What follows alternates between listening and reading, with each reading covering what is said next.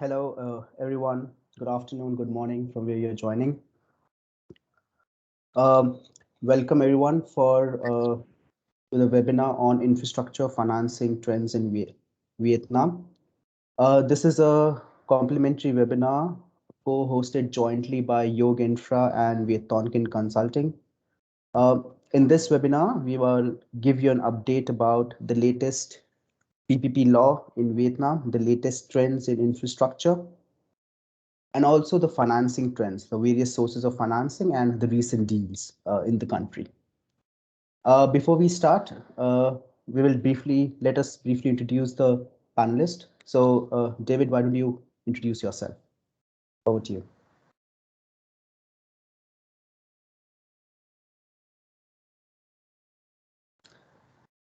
David, I think you're on mute. Maybe try unmuting, please. Yes.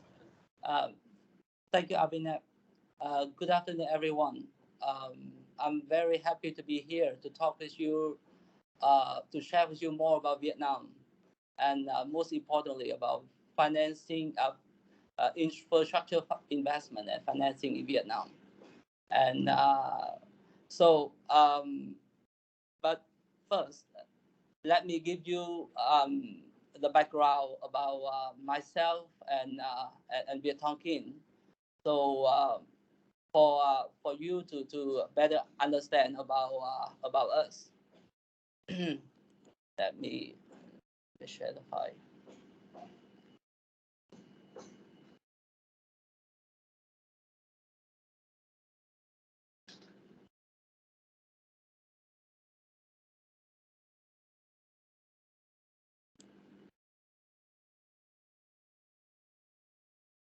Share the,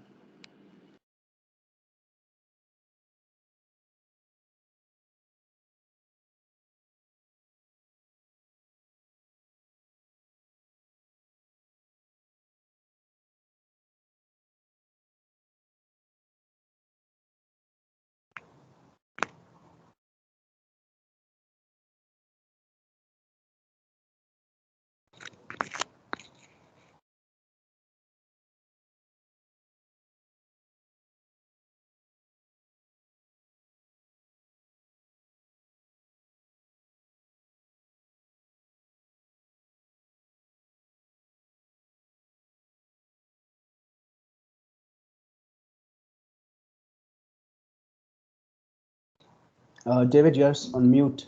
Can I ask you to unmute, please? yes, sorry. Uh, about Viet Thong Kin, um, founded in 2009, we have been in the business, consultancy business uh, from nearly 12 years.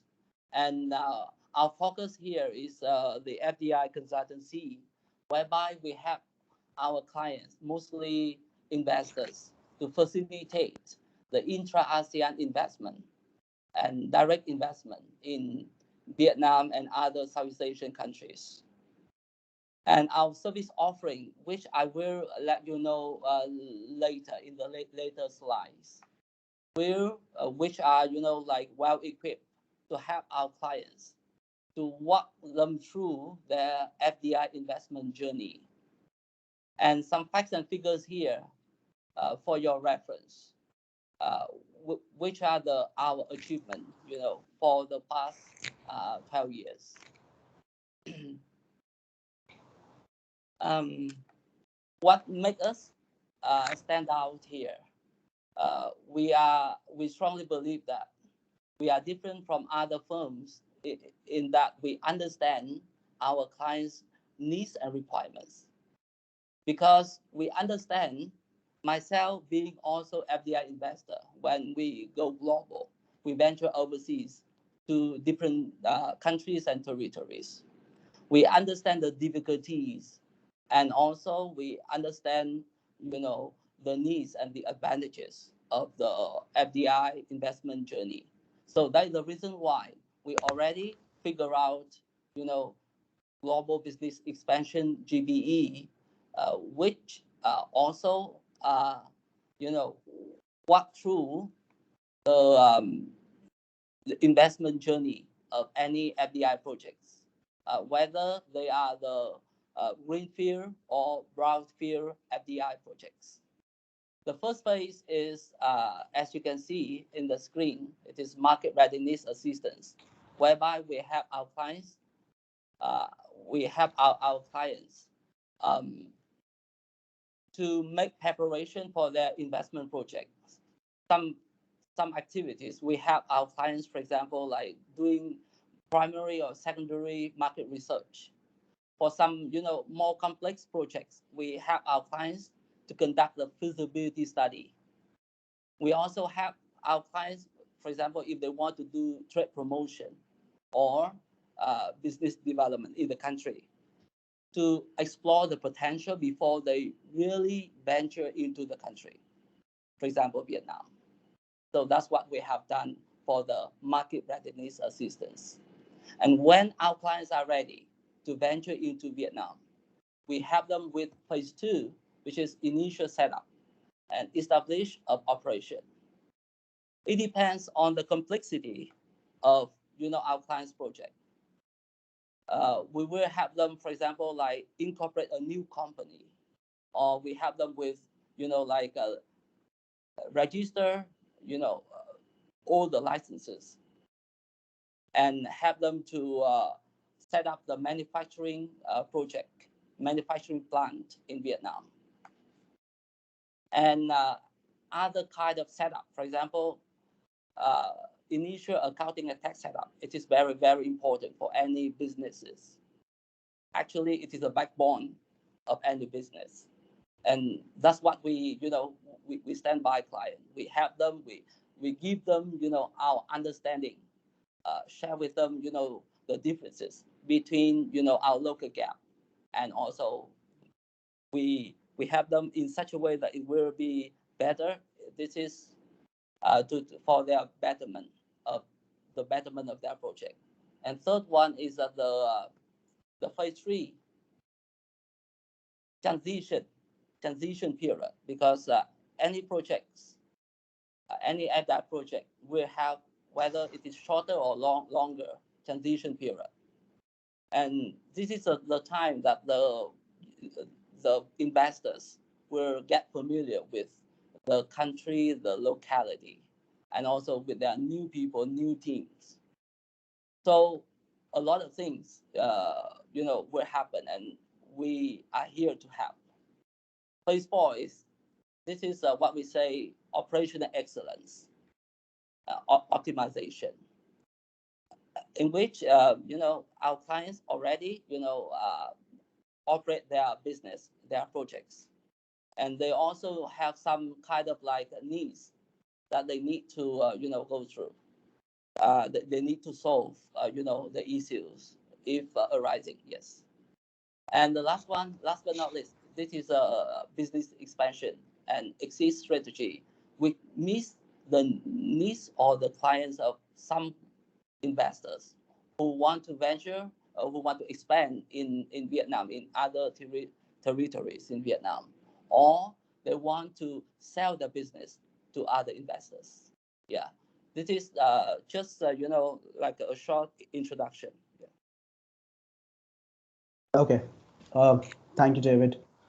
And about Yog Infra, as some of you may be aware, so we are a infrastructure-focused financial advisory firm with offices in Singapore and in India. And we are primarily working in the areas of public-private partnerships, financial modeling, commercial due diligence, and so on. So today's session would be divided into two broad parts.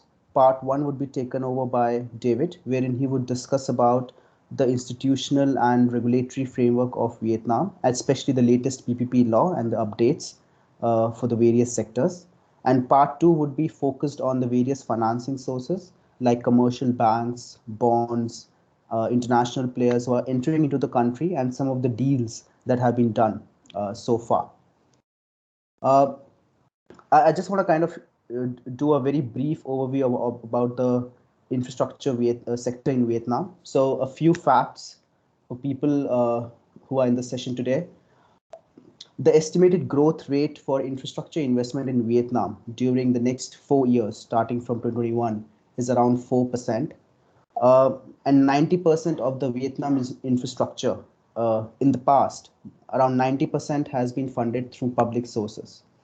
There are certainly very large projects happening in the country. The largest transport sector project being a 1,300-kilometer north-south highway, which is expected to be commissioned by 2030, and the cost is around 14 billion US dollars. And going forward, we have a robust pipeline wherein 70% of the projects, on an average, that's a target by the government that 70% of the projects should be done through PPPs in the country, more specifically in core focus sectors like energy and transport. So yes, these were some of the key highlights. I'll hand it over to David now, who would move on with his presentation to discuss about the institution and the PPP law framework.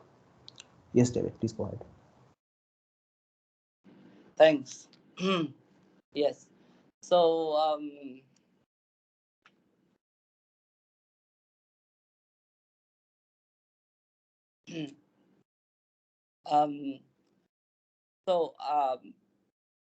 after a short introduction, maybe some of you will ask me the question how Viet Thanh Kinh is involved in the infrastructure financing and investment.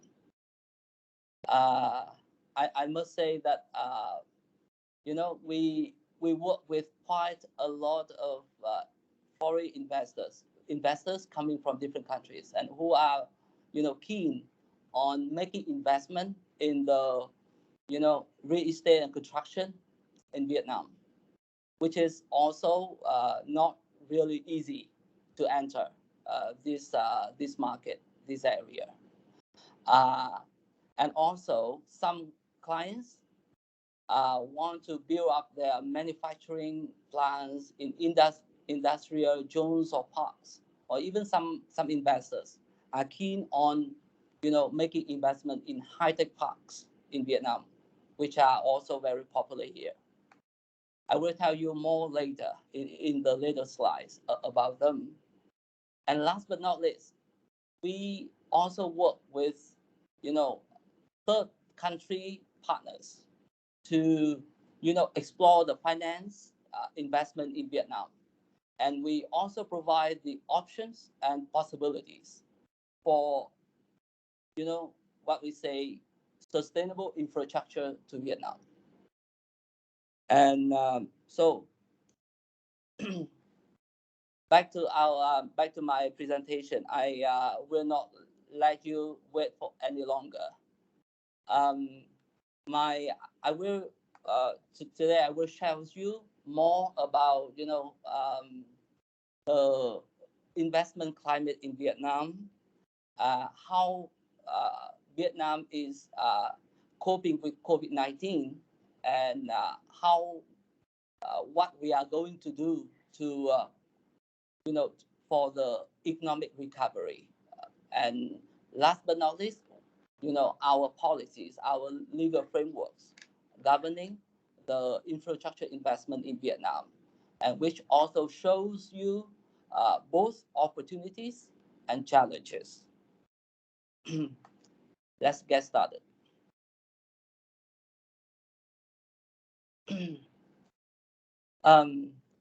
In this slide, as you can see some facts and figures, you can see that by end of 2020, Vietnam among the few countries already got the GDP positive GDP growth amounting to 271.2 billion US dollar, and the growth rate here is 2.9%, whereas the inflation rate is 3.2% for 2020.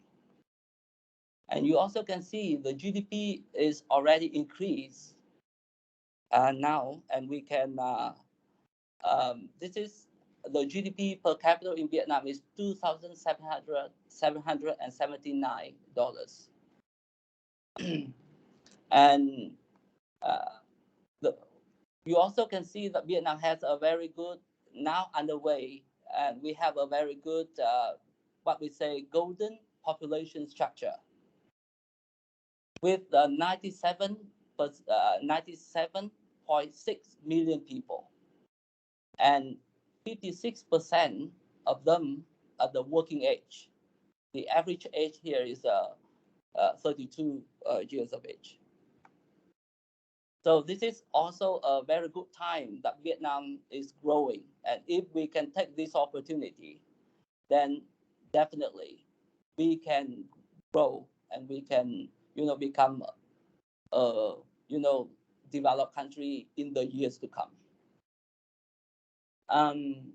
Regarding the trading, you also can see the import and export numbers here, whereas the import amounting to 262.7 billion US dollar, and the export with the amount of 282.7 billion US dollar as of 2020. Notably, Vietnam has a strong integration to the global economy, evidenced by all the free trade agreements that we have joined. And you can see the picture here, namely naming some, trading partners. Many of them are very close to Vietnam. First is that, all the countries in the Southeast Asia in ASEAN association, as you can see. And also, you can see the EVFTA, the free trade agreement signed between Vietnam and European Union most recently. And the CPTPP, will be was among the 11 countries in which Vietnam is a party member. And recently, we also have the RCEP, in which we have 15 state members, joining this RCEP, and in which China is the leading one. So you can see there are a lot of potential, a lot of opportunities here. One thing I would like to give you the implication here is that with the EVFTA and with the CPTPP and also RCEP, the tariffs on the materials, I know that a lot of infrastructure projects need to import a lot of materials, need to utilize a lot of materials. So the tariffs on the materials will be either eliminated or reduced among the trading partners. Second point here is that as a result of the FTAs, the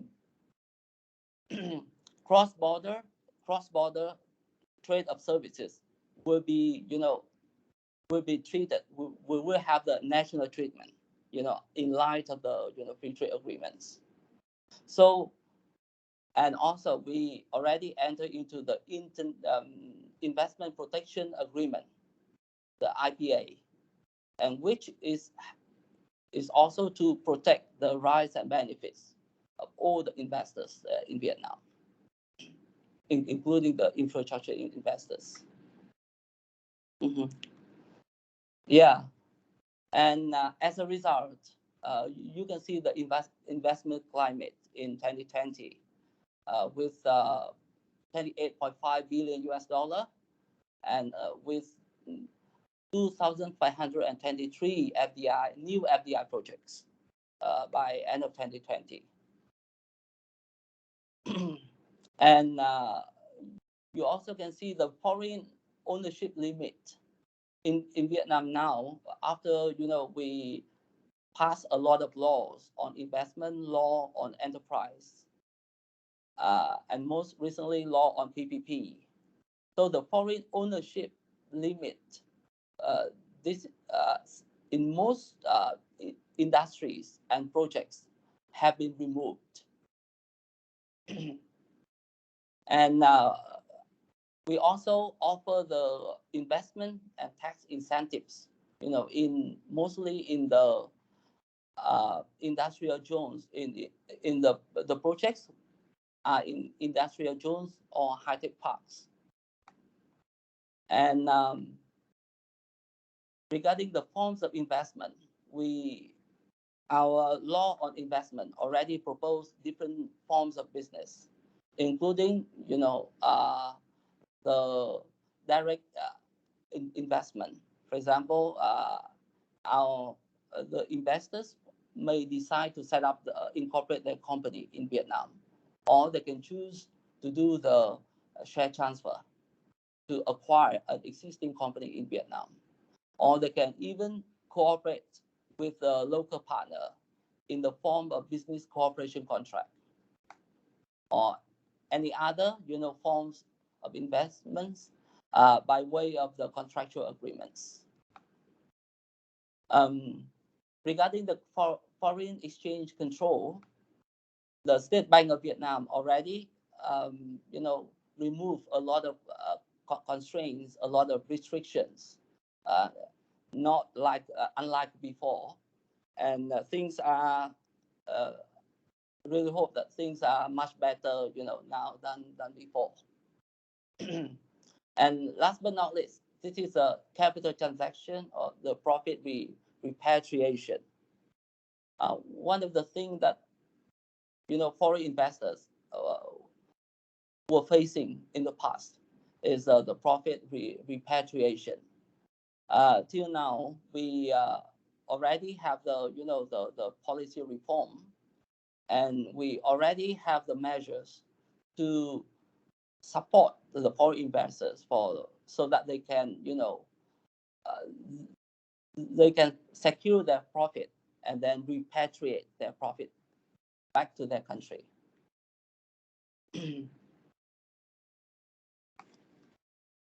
Let me move on to the next part, which is about the COVID-19 impacts and responses. Um,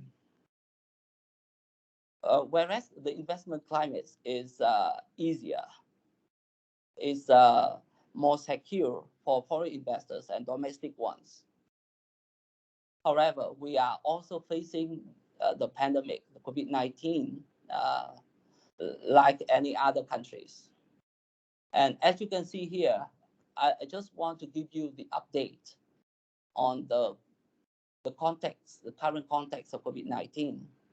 And as you can see, if Vietnam already, already were very successful in, coping with COVID in 2020, and the number of cases, the number of infections in 2020, is was very low. But the fourth wave of COVID-19 in from March 2021 till now in Vietnam, in different provinces and cities in Vietnam. Uh, this is the consequences. Vietnam already had 756,689 infections. Uh, this is a statistic. This is by end of September 27th, 2021. Yes. And regarding the vaccination situation, the total imported vaccine is 48.6 million doses, and the total number of vaccinated here, as you can see on the slide, 30.9 million, and it accounts for 32.1% of the population. Mhm.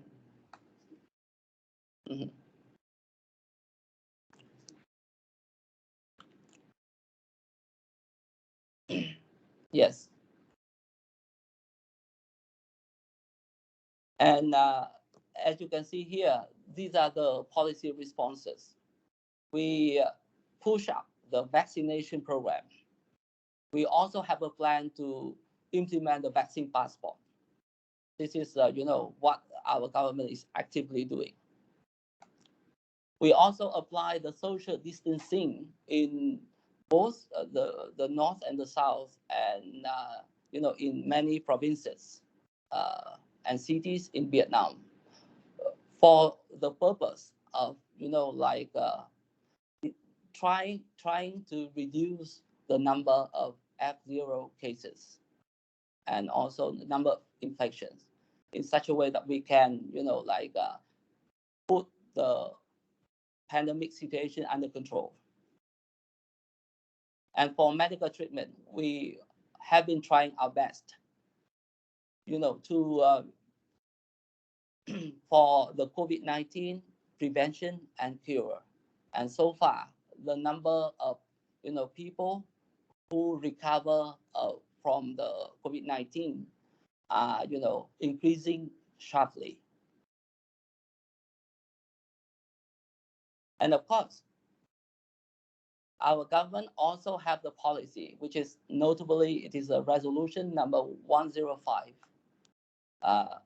which give the guidance for economic or for business recovery with a lot of measures.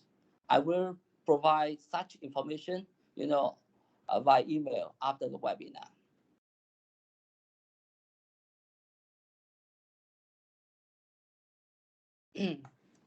So, how about infrastructure investment in Vietnam? As you may know, infrastructure investment plays a very important part in the development and growth of our country, Vietnam. That is the reason why Vietnamese government already, already spend, a very substantial, amount of funding for infrastructure investment. Notably, from our statistics, the Vietnamese government already spent 5% or more of the GDP, of the total GDP every year for the infrastructure investment and financing. This is from the, from the state budget, but we also utilize other sources of funding, for example, ODA, PPP, and a lot of other, like private investment in general.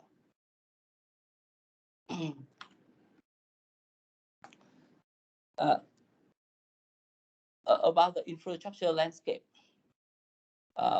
we can see here there are some, some numbers which will give you, the idea of the landscape in Vietnam. First, Vietnam is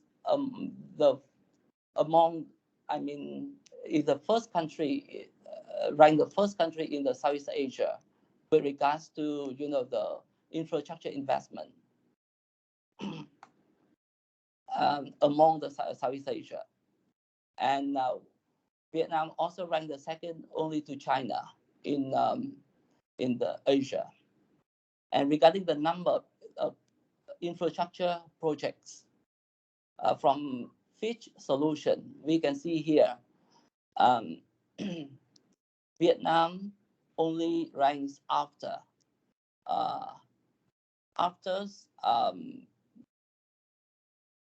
China and South Korea. Yes. So in the regarding the number of infrastructure projects.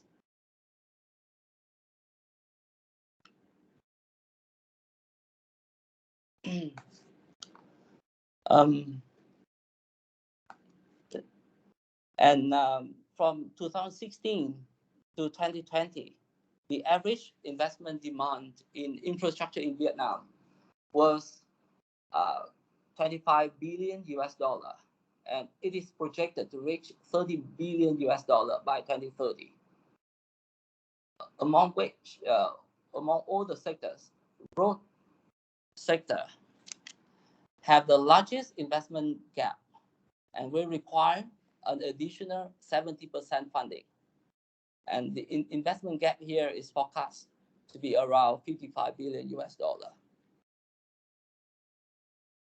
And the allocation of public investment during the 2021 to 2025 period is reviewed at approximately 119.3 billion US dollar. And additional investment capital should be mobilized by other sources of funding, like I mentioned above, ODA, PPP, and provincial budget. So that is the reason why, PPP projects or PPP source of fundings. This is very, very important for Vietnam. And you may also question about the law on the new how Vietnam strengthened the legal framework for infrastructure investment. I must share with you some updates. The first update is about the PPP law, the law on public-private partnership, which governs the infrastructure investment of all sectors, all kinds. And here you can see there are 5 groups, 5 types of infrastructures here, including number 1 is transportation, number 2 is power grid, power plant, number 3 is irrigation, clean water supply, drainage, wastewater treatment, and waste treatment. 4th is healthcare and education. And last but not least, number 5 is information technology and communication. And also, we have the development strategy for the period of 2021 to 2030, which is underway to be published. And it also highlights the 3 core objectives, as you can see here, for the, to ensure that the comprehensive infrastructure development will be in Vietnam in the next 10 years.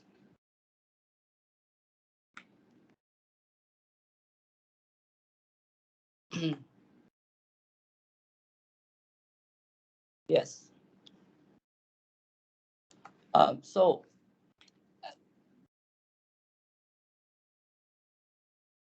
regarding the investment models, you also can see we have all types of investment models: BOT, BTO, BOO, OMM, BTL, or BLT. Or this is also possible to have the mixed contracts to combine 2 or more like investment models. And importantly, please be noted that about the minimum investment capital. So normally, a PPP project, the minimum investment capital is at least 8.8 million US dollar. Exception here applicable for the healthcare, education, and training projects, or projects which are implemented in other in extremely difficult areas. And there's no minimum investment project required for the O&M contracts, which is for operate and maintain contract. And you also can see here the capital participation between the state, Vietnamese government, and also between the private, which the state's investment no more than 50% of the total investment capital. And also for private investor, capital contribution must be at least 15% of the total investment capital. And of course, we provide the investment and guarantees, which I will share with you more on our ebook. And the law also stipulates the risk sharing mechanism, as you can see here, which is a very good protective measure to help protect the rights and benefits of the investors in the infrastructure financing projects.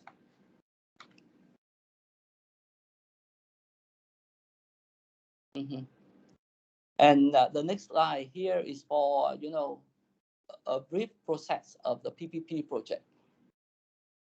I must say that the PPP project can come from the state agencies, from the Vietnamese government, or the projects can be proposed from the private investors, foreign investors included.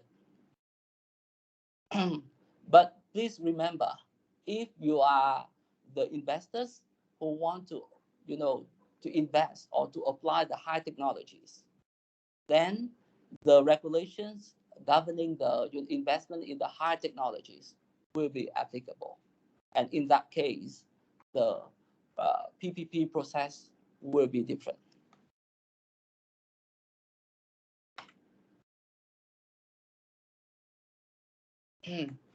And in the next slides, we just want to give you more details on the, the key infrastructure on each particular structure, sector.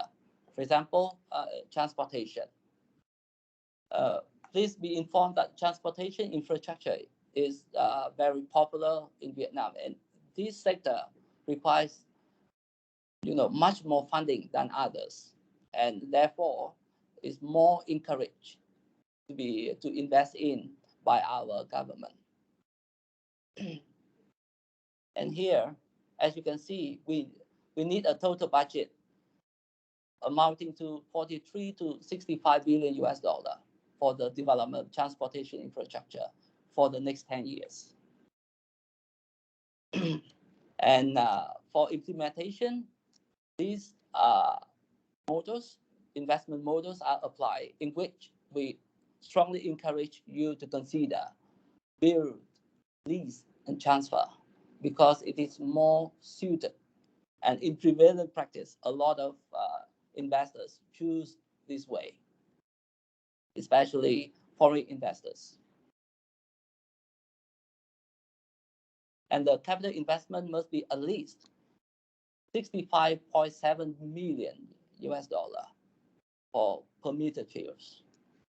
And remember, some fields which we need to secure the the decisions, the approval from the National Assembly of Vietnam, or even in some cases it is the approval by our Prime Minister.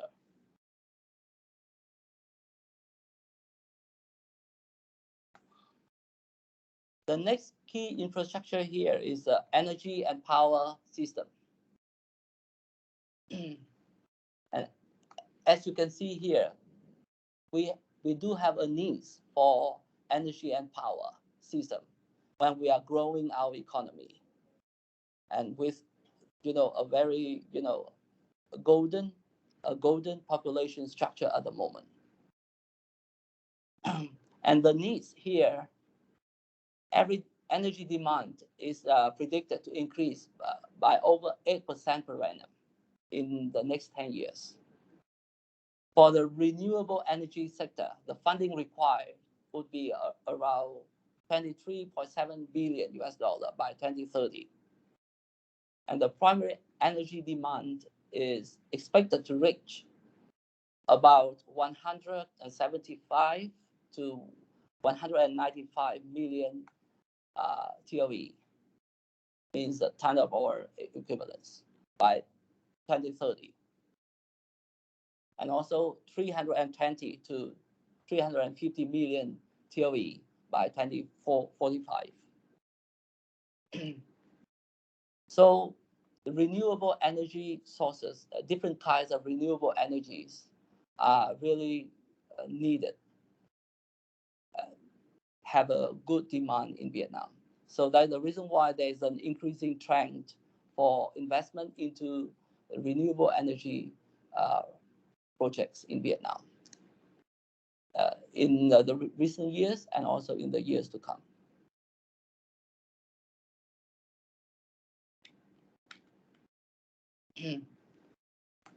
And of course, our PPP law also stipulate very clearly about how you can invest in the energy and power system.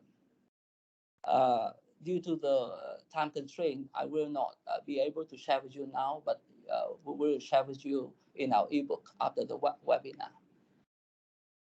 And next sector is key infrastructure, which is more about water supply, drainage, and wastewater treatment.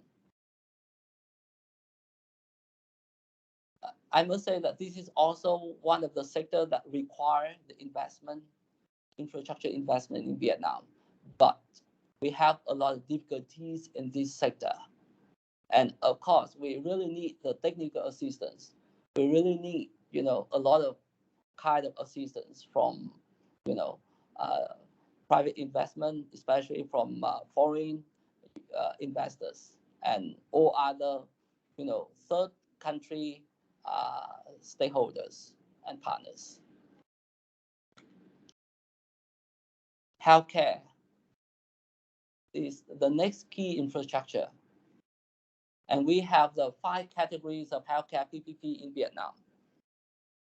One, the so-called integrated PPP. Second is healthcare facility PPP. And the third one is specialized clinical services. Fourth is operation and management contracts. And fifth is equipment management service.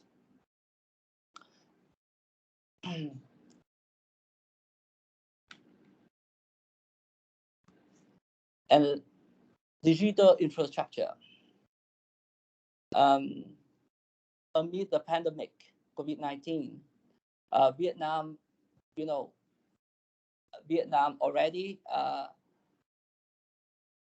create the national 10-year national digital transformation strategy, and in which we develop, this is the development orientation, whereby our government want to develop a diversified international connection system. And we intend to build e-government, and also we want to strengthen our digital skills from the public to the private sectors, so that in the years to come, we can achieve one of our objectives, which is the GDP contribution from the ICT and digital sectors will amount to 20% of the total GDP. That is one of the ambitious goals that we need to achieve.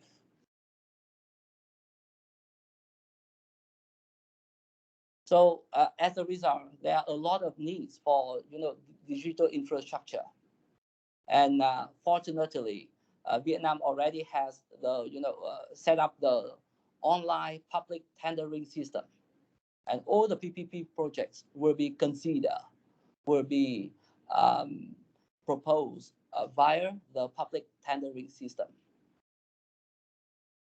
And other infrastructures here, as I mentioned earlier at the beginning, which is industrial parks and zones.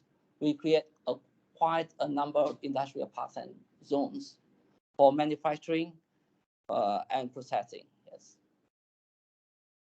So one question here: how about the implementations and challenges for infrastructure in Vietnam?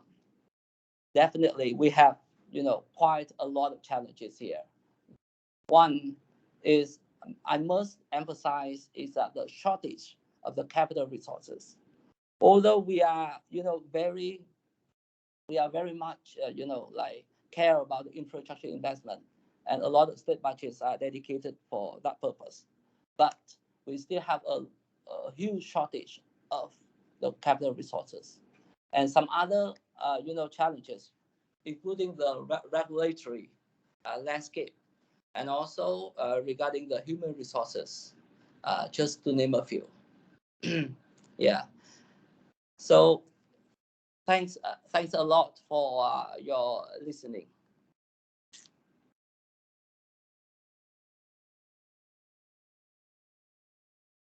Okay, thank you, David. Uh, a very insightful session. We had a question regarding some of the trade treaties as well. Maybe we will answer that question along with the other questions later part of the session once we complete the session 2. So in the second half of the webinar, we are going to cover about the various financing sources that are currently present in the country. We are broadly going to cover 3 financing sources, one being the commercial banks, the second being the bond market, and the third being the international investments that are coming into country.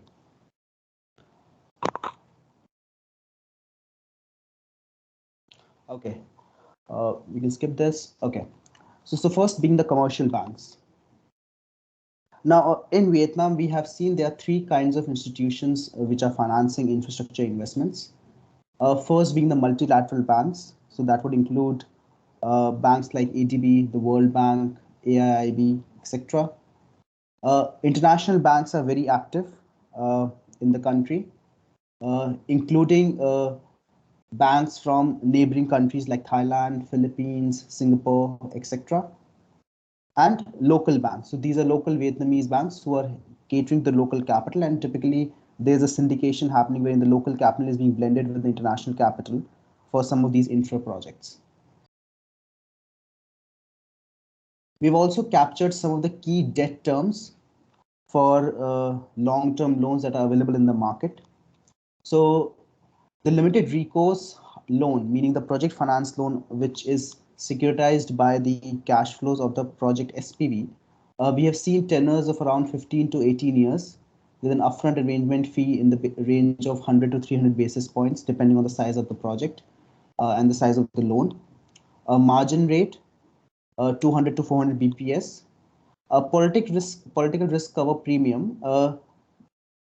Earlier it was in the range of 300 bps, but right now it's being, it's slowly going down, given that Vietnam is seen as a stable economy, and the credit ratings are increasing over time.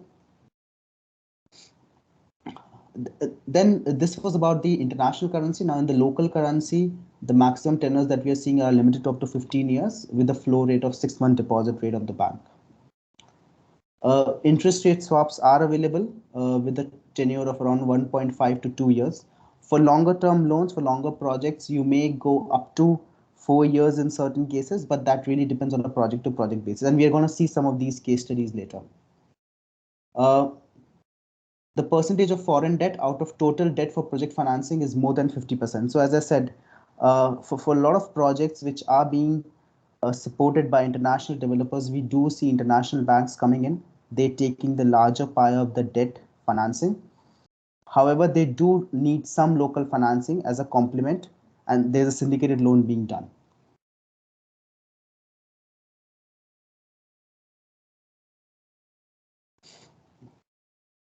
So here you can see some of the actual deals that have happened in the country.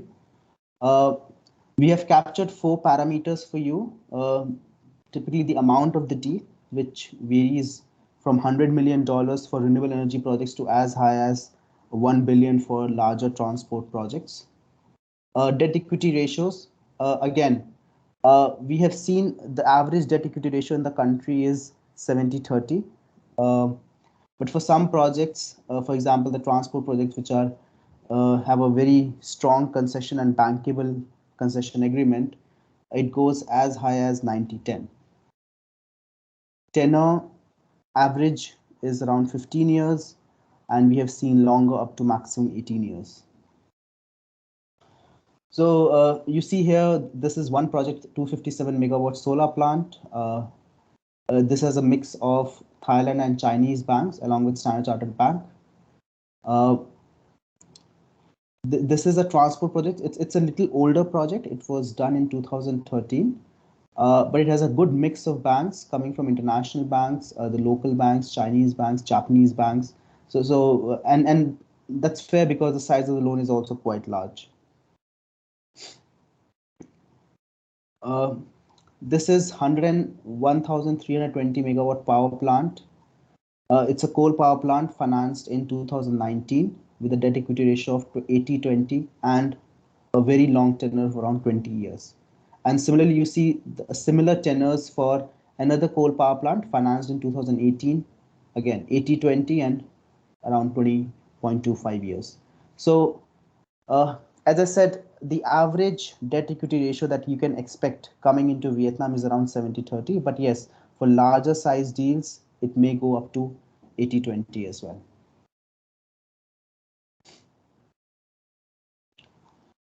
The second major financing source in the country is bond market.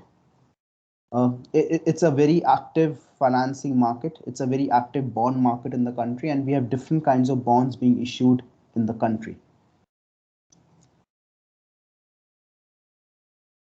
The total outstanding bonds as of June 2021 in the country is 1,637 trillion Vietnamese dong. Uh, the 36% of outstanding corporate bonds were issued by commercial banks, and 15% of outstanding corporate bonds were issued by in the real estate sector. So real estate right now is the largest sector which has the bond issuance in the country, more specifically for the corporate bonds. Here, we have listed the four key kinds of bonds that are there in the country. One is the government bonds itself. So these are issued by the Ministry of Finance through State Treasury. We have government guaranteed bonds, which are bonds with a maturity of more than 1 year, issued by authorized entities to mobilize capital for investment projects. So the government guaranteed bonds are typically issued by government affiliated agencies, and that's why the name government guaranteed bonds. We have corporate bonds, as I said, issued by developers, which can be either done through private placement or through public offerings on the stock exchange. And green bonds. As the name suggests, green bonds is a growing market in the country, which is being used to mobilize funds for environment friendly, for sustainable, for green projects, more suitably in renewable energy sector. And some of that is also going into water supply projects, waste treatment projects. Some money is going to that as well.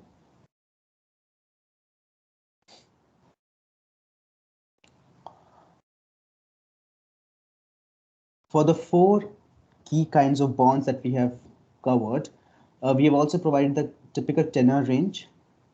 So for government bonds, it's a lot of variation. So typically these are very long-term bonds with tenures up to 50 years. Government guaranteed bonds varies from 5 to 15 years. Corporate bonds, again, varying from 1 to 15 years. Green bonds up to 10 years. The coupon rate, among the four kinds of bonds, we see corporate bonds and green bonds demanding little higher premium compared to the government and government guaranteed bonds.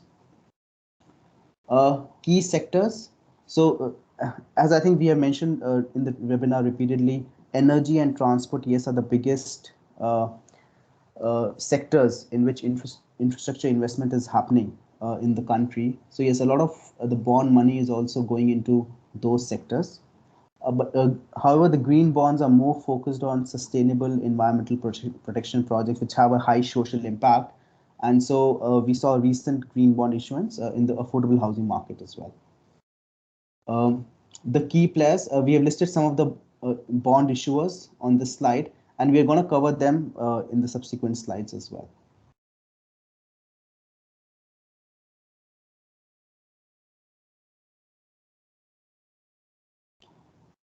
So this is the first case study about the government bonds. We have captured two bonds which were issued in 2018 and 2020.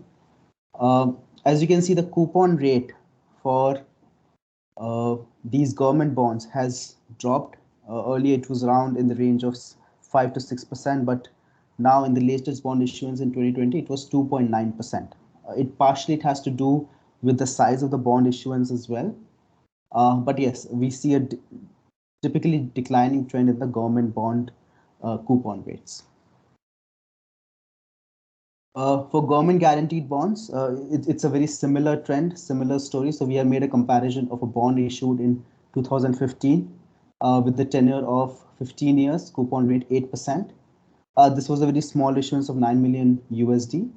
And coming to 2020, in line with the Vietnam State Treasury bond, Vietnam Development Bank, VDB, also issued a bond for 15 years with a 3.3% coupon rate, which was primarily used for transport and social infrastructure.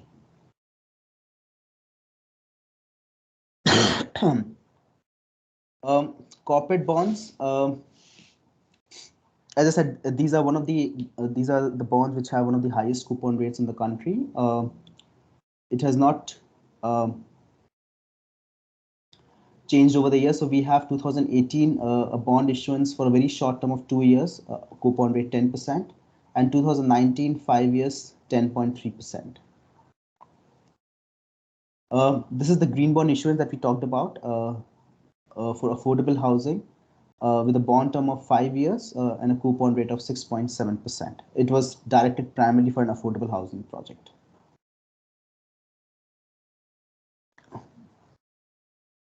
Moving on, the third key source in the country is international investments. That primarily refers to foreign developers coming in the country. And we have seen primarily two modes of foreign investments. One is through greenfield project development, wherein the developer is coming in from the start of the project and helping to develop the project, which are the greenfield investments. And the second is the brownfield investments, which more refers to mergers, acquisitions, or secondary market transactions.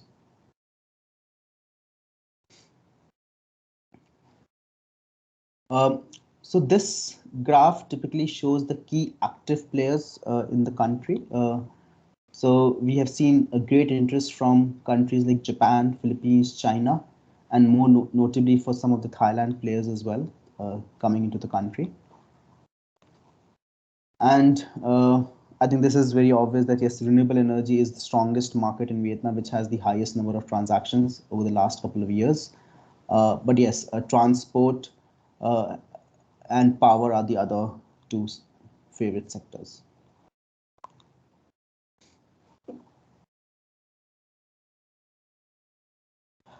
This slide lists some of the key deals that have happened in the last few years. And this covers a wide variety of sectors, as you can see. So yes, renewables is one key sector, but the power project that was done in 2021, the 650 megawatt coal-fired power plant. We have water project as well. These are also being developed as social impact projects in the country by foreign players.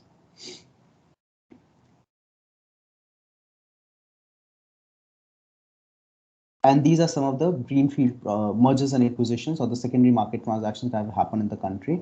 A lot of the deals that we have seen in the country are actually in the renewable energy sector, wherein foreign developers are trying to enter the country to consolidate their portfolios. We've also seen a lot of players who are actually taking the development risk, take it on to the commercial operation day and then trying to exit the project once, and to recycle the capital to develop new projects and so forth.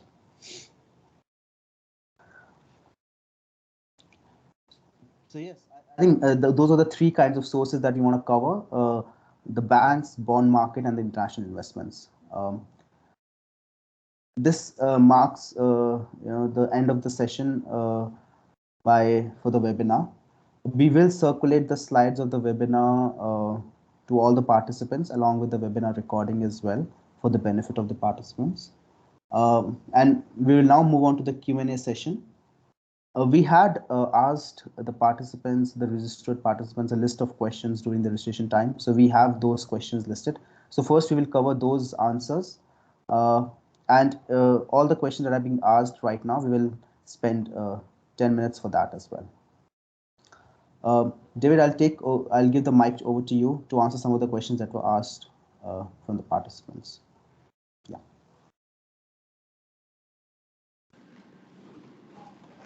Yes.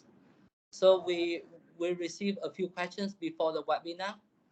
One question related to one question here is any insights on transport infrastructure like private railroad transport or tram systems? So I would like to share a few information in this regard regarding the transport infrastructure. So as I just mentioned about the new PPP law during my presentation. So the new PPP law implemented in January 2021 already emphasized the the role of the investor in this in the transportation infrastructure, and especially the private railroad transport. The investment in the railway industry uh, over the decades accounts for 3% of the total investment of the central budget, and from the central budget for the transport infrastructure. And on the 14th of January 2020, the Prime Minister already issued the Decision 82, approving the task of formulating the railway network master plan. And for such a master plan for the period of 2021 to 2030, with a vision to 2050. So the focus of this master plan is to upgrade, renovate, and ensure the safety of train operation and of existing railway lines, and also to prioritize the routes that are being operated and effective. For example, the railways of Hanoi and Ho Chi Minh City hubs, and the railway in other central cities. And also for about the tram system, we according to our statistics that we currently have, the number of electrified vehicles in Vietnam is still small, just like 140 electric vehicles in 1990 in 2019, and 900 electric vehicles in 2020. And by the end of the first quarter of 2021, there was 600 more vehicles added. So according to the Ministry of Finance, currently the guidelines and orientation on promoting the use of environmental friendly vehicles have been identified, and we will keep you updated regarding the situation.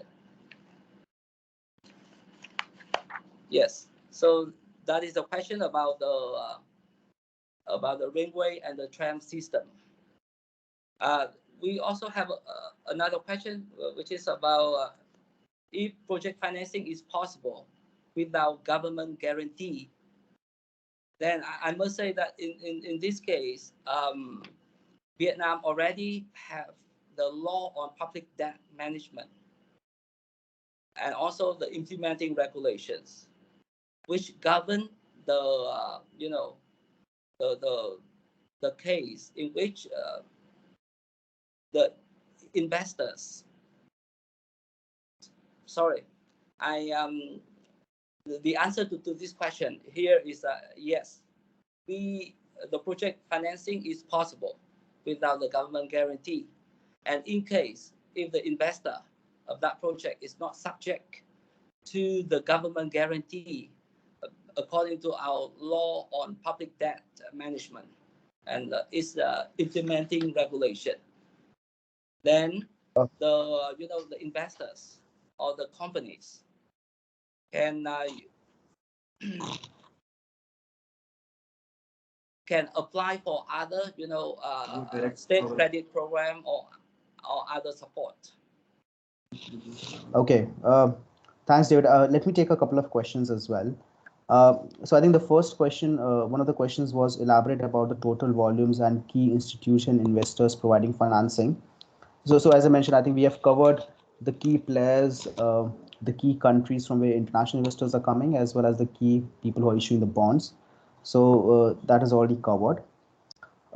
Question about the private road and tram is already done, is answered by David. Okay. So there's a question that I'm always keen on studying in the sector and would like to connect with banking or financial institution. So yes, please do reach out to us and we'll be happy to connect with you as well. There's a question on the HSBC bond issuance for Windpearl JSC. Yes, this is a very latest news. This bond is actually a convertible bond, meaning it would convert into equity at a later date in case certain covenants are not met. It's a 5-year bond with a coupon rate of 3.25%. So while the green bonds or the sustainable bonds see a premium of around 5 to 7% on a typical on an average basis, uh, I have, there must be a caution that it really depends on the covenants as well. So as I said, this is a 3.25% bond because it has certain obligations wherein this may be converted. It's a convertible bond. It's not a pure green bond which has to be repaid after 5 years.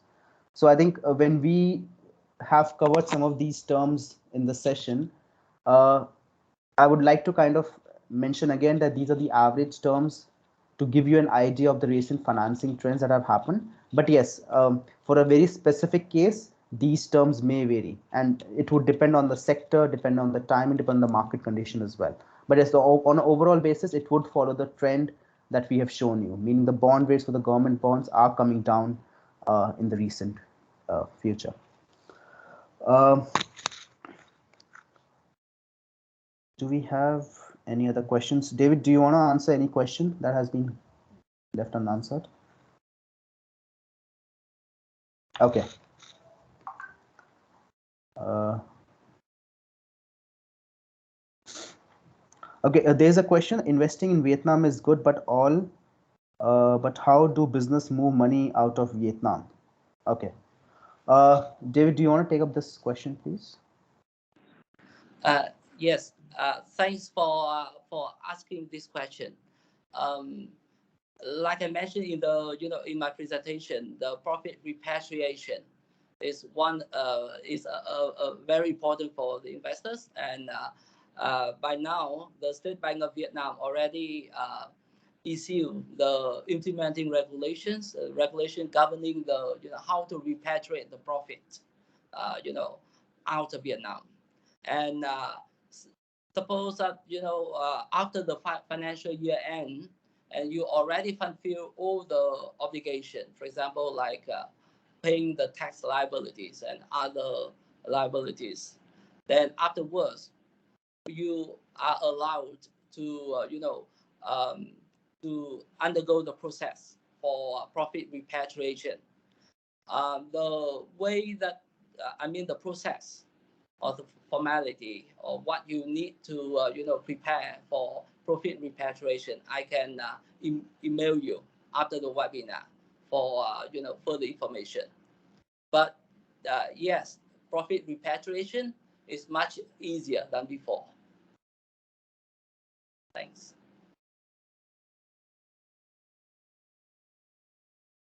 Okay, thank you. Yes. There's a question about direct PPA financing as well for the renewable energy projects. Um, just for the benefit of all, yes, so direct PPAs are uh, getting a lot of traction globally because these are entered directly with the corporate developers uh, with the renewable energy generators. So yes, there was a recent circular out. There's a draft direct PPA circular out as well, which has been issued. But my understanding is that it has not been signed yet. Uh, I can tell you the key provisions of this draft DPPA circular. Uh, so compared to the previous draft, this new draft has made certain changes in terms of detailed guidelines for attempting this program, wherein you need to have, there's a very tight timeline defined now. Earlier there was not a tight timeline defined. Now there's a timeline of 45 days defined, wherein once this program is open, you have that time to actually register those uh, PPAs, and also you need to have these PPAs as in principle agreement, so which has to be submitted as part of the registration documents. So these are some of the updates. And I think once we, after the webinar, when we circulate the slides, we are happy to share the draft PPA circular as well for the benefit of the participants.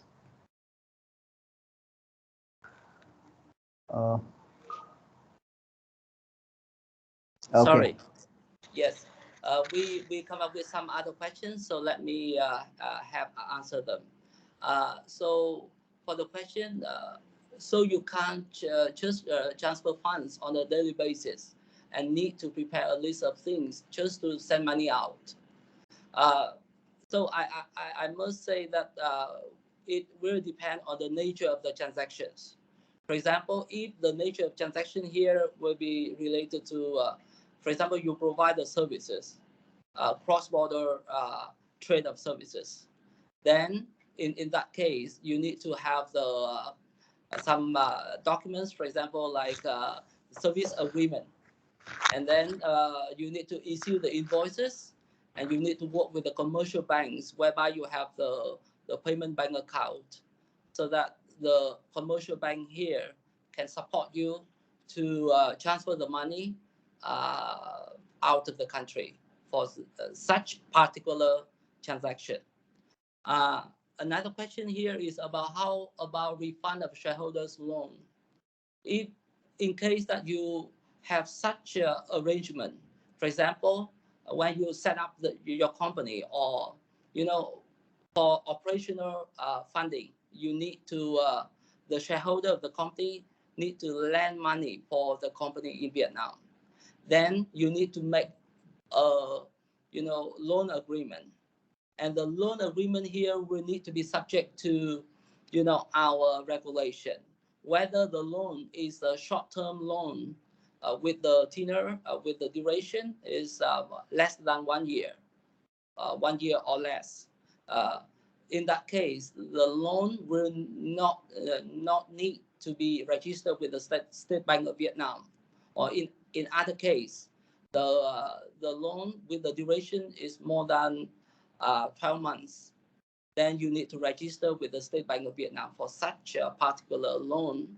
And in that case, based on the loan agreement and also the agreement between the parties, the shareholder and also the company, then you can also make the refund. Refund here, I mean, maybe the principal amount, or the part of the the principal amount. It depends on your what is stated in the agreement.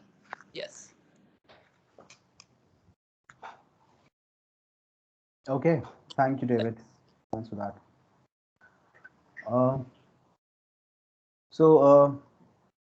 I think we are approaching the end of our time.